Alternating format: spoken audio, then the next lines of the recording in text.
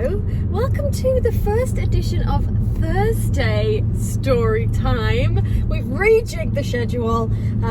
Let me know how this is for you on a Thursday, or you know, whatever day you're watching this.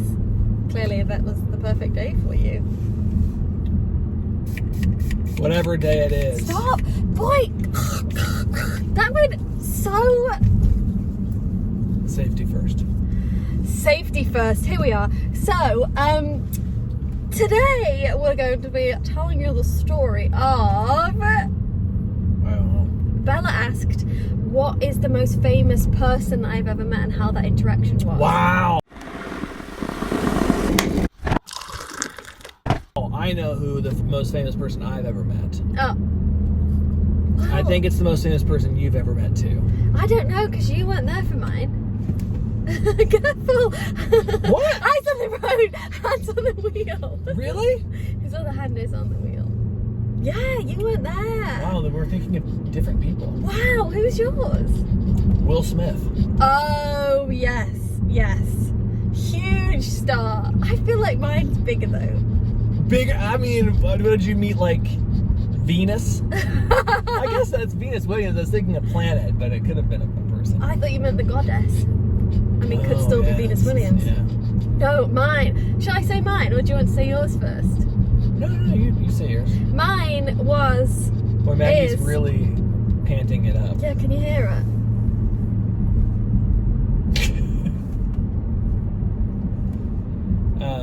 Who is it? Who is Samuel L. Jackson. Oh, yeah, big star. Yes. Big star. I mean, would you say he's a bigger star than Will Smith? Well, I feel like, yeah, because he's just... You also worked with him. Yeah. That's different than like, hey, what's up? Yeah, that's so true, actually. The amount of time I had with him was amazing. So in this, I want to say the season finale of season 1 of Agents of S.H.I.E.L.D., Samuel L. Jackson plays Nick Fury in the Marvel universe.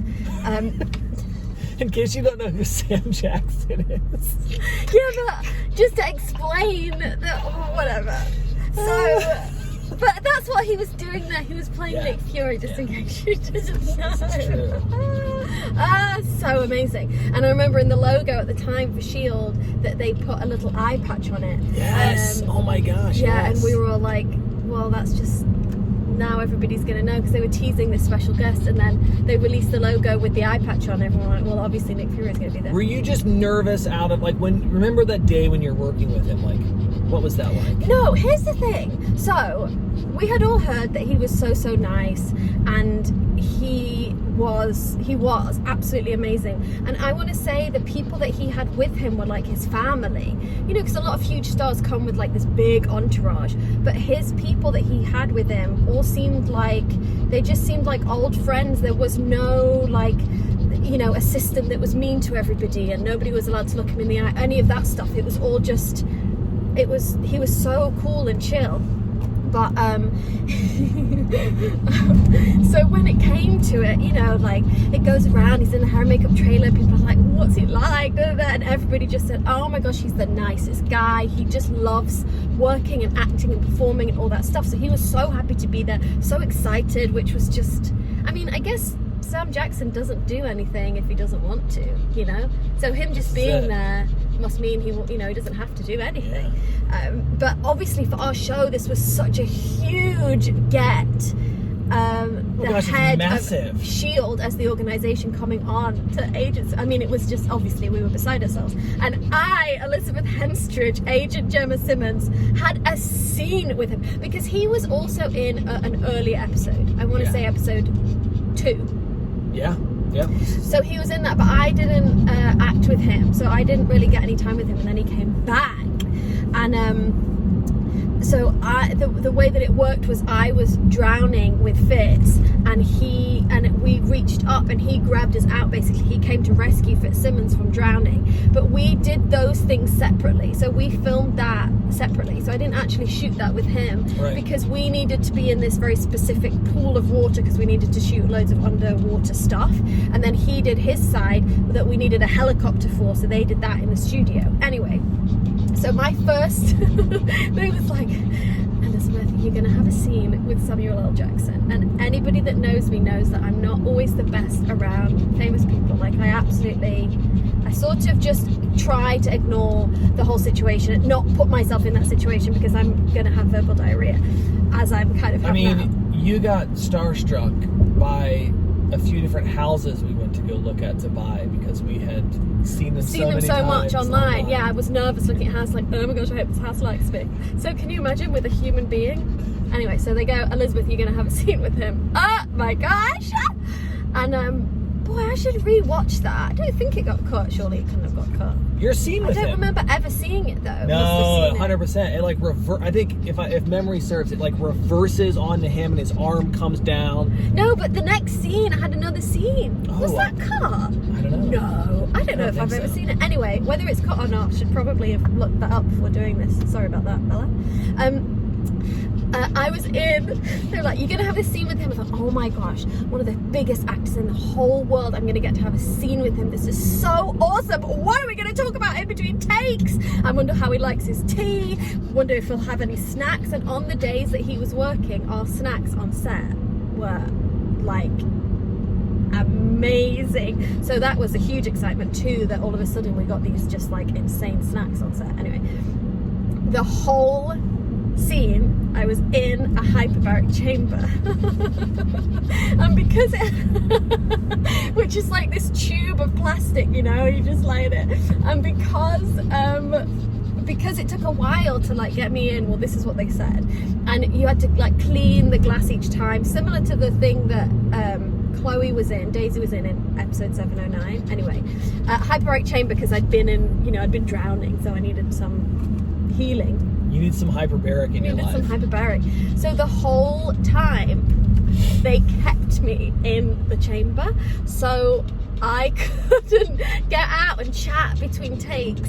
So they basically blocked it so that I would be completely contained and couldn't, embarrass myself. And obviously I met him. They knew, and thank God. I met him before the scene, and we would like read lines and stuff. But then basically as soon as the cameras got up and they were lighting it, I just went and sat in there. So for a couple hours I was lying down in this hyperbaric chamber. And I would no actress that I know likes doing scenes lying down, because then you have all this. So I was just thinking, boy, poor Samuel L. Jackson just has a view of me and my 10 chins, which, fine, but it's not exactly how you want to be remembered by an acting legend. Anyway, so I was lying down and he did all his off-camera work, which I thought was amazing. And he had to like shout louder so that I could hear him through this perspex thing. So I was kind of trying to lip read, and then he was so lovely of him to be, because he really didn't have to do his off-camera stuff. So that was really that shows you a lot about who he is. Yeah, 100%. And then he was speaking louder. Then on my coverage, I was trying to talk louder so he'd be able to hear me, because it's through like a perspex dome, so it was kind of echoey for me, and then couldn't really get through for him. And I was saying, could we just take off the perspex bit? So I'll still stay like that and I won't move. They were like, no, we're gonna keep you in there. So anyway, did the scene. It was so fun. He was so funny and good and just awesome. Didn't embarrass myself because thank God I was trapped in this little chamber thing. So anyway, it's like, thank you, He goes, he leaves the set. Everybody kind of sighs of like, oh my gosh, okay, because we'd all just been on our best behavior and obviously trying to make him feel so welcome and just treating the legend as we should. He was so nice. He goes off set. I like, thank you, bye. And the day was finished. And I think he had a couple more things to do, but I was done. And the way that it used to work then back in season 1 is we would park our cars at the trailers, and then the transportation unit would drive our cars to a car park like down the way a little bit. And then when we were finished, they would bring our cars back for us. In later seasons, we went and got our car. They were like, why are we doing this? They're like, we're not doing this. Yeah. So anyway, but this was season 1 where they would drive our cars up to the trailers, we'd jump in them and drive home. So I was done, and I had been so good all day. Hadn't said anything embarrassing, really. I mean, I was trapped. I couldn't. He couldn't hardly hear me, so fantastic.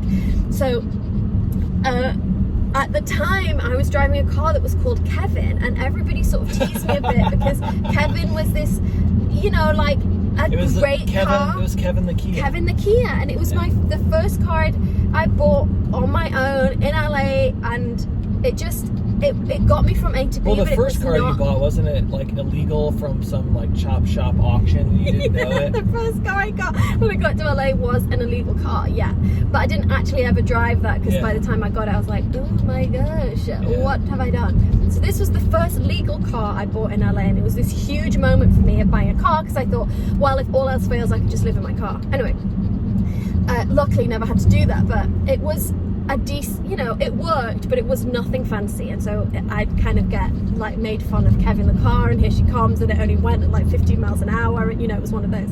So whenever Transfro brings my car, they kind of like whoop whoop make this huge deal of bringing my car around, because you know the lineup of cars on a TV show, it's like BMW, Mercedes, Tesla, and then there was my little Kia that was kind of falling apart. Anyway, so down comes Kevin the Kia, driven by, I want to say, Tommy Tancherone, and he was like beeping the horn and being like, Kevin's here we are, making this big deal of like a procession for my terrible, like, kind of rubbishy car, whatever. And so I saw and was like, oh, here he is, and I was doing this little dance, and then Tommy, who was driving the car, stopped it, and I was like going back over the bonnet and like really we were just having a good time. That this was Kevin the Kia, and everybody knew Kevin, and he was like, you know, the 6th cast member of season 1. At the moment that I am backwards on the bonnet, basically reverse humping Kevin the Kia, I was twerking before it was a thing, I guess. Out of the stage door comes Samuel L. Jackson in his long fury coat with his he had a couple of people with him, and there I was.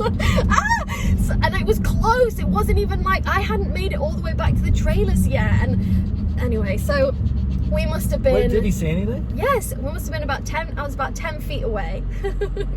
You looked. So I stopped, and Tommy Driver was like, oh. And so then I stand up, just like, oh, well, there's no, how do you, he clearly saw it. I was clearly dancing and whooping, and, you know, the horn was being beeped.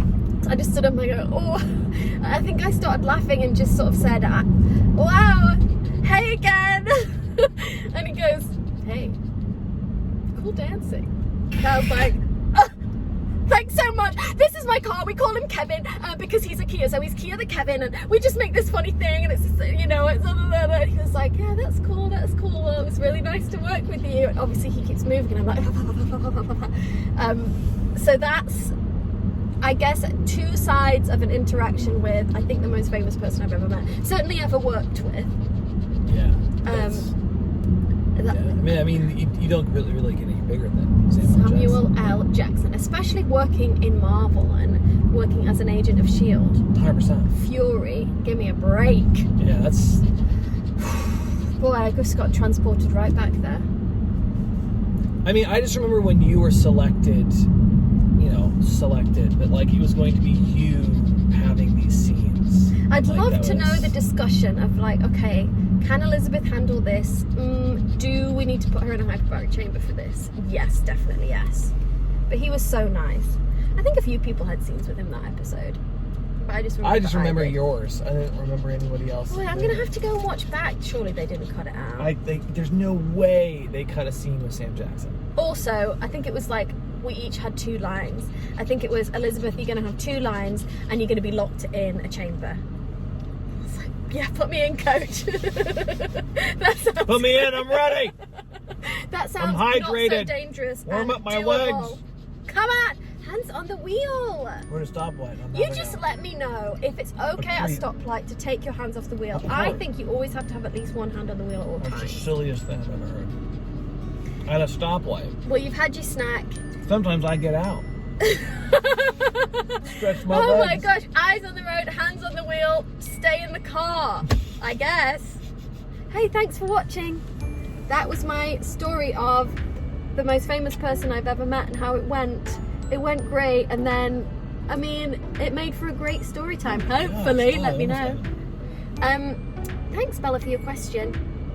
See you next week for more of the same. Thanks, Bella. Thanks, Bella. Hey, have a great week.